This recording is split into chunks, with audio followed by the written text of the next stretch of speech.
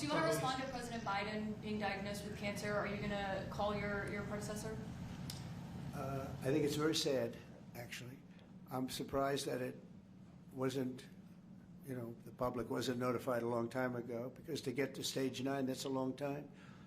I just had my physical. You saw that. You saw the results of that particular test. I think that test is standard to pretty much anybody getting a physical, good physical. We had the doctors at the White House and over at Walter Reed, which is a fantastic hospital, do it. I did a very complete physical, including cognitive tests. I'm proud to announce I aced it. Got them all. I got them all right. You proud of me? Yes. Your husband would be proud of me for getting them all right. It's a little risk. If I didn't get them all right, these people would be after me. It would be not a good situation. But I think, frankly, anybody running for president should take a cognitive test. They say it's unconstitutional, but I would say in that particular case, having a cognitive test wouldn't be so bad. But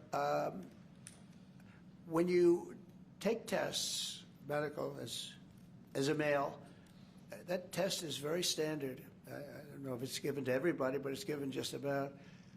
And it takes a long time to get to that situation. Now, I think, to get to a stage 9, I think that if you take a look, it's the same doctor that said that Joe was cognitively fine. There was nothing wrong with him. Well, he said, if it's the same doctor, he said there was nothing wrong there, and that's being proven to be a sad situation. And the auto pen is becoming a very big deal. The auto pen is becoming a big deal because it seems like that maybe was the president who ever operated the auto pen. But when they say that that was not good, they also, you have to look and you have to say that the test was not so good either. In other words, there are things going on that the public wasn't informed, and I think somebody's going to have to speak to his doctor, if it's the same, or even if it's 2 separate doctors. Why wasn't the cognitive ability, why wasn't that discussed? And I think the doctor said he's just fine, and it's turned out that's not so. It's very dangerous. Look, this is no longer politically correct. This is dangerous for our country. Look at the mess we're in. You're talking about all these questions on Ukraine and Russia that would have never happened. As an example, if I were president, would have never happened. The other thing is you have to say, why did it take so long? I mean, this takes a long time. It can take years to get to this level of danger. So it's a very, very sad situation, and I feel very badly about it. And I think people should try and find out what happened, because I'll tell you, I don't know if it had anything to do with the hospital. Walter Reed is really good. They're some of the best doctors I've ever seen. I don't even know if they were involved, but a doctor was involved in each case. Maybe it was the same doctor, and somebody is not telling the facts. That's a big problem. We wish the best for the former president's health, and it sounds pretty serious, but hopefully he makes the right recovery. Like I will say, whether the right time to have this conversation is now or at some point in the future, we really do need to be honest about whether the former president was capable of doing the job.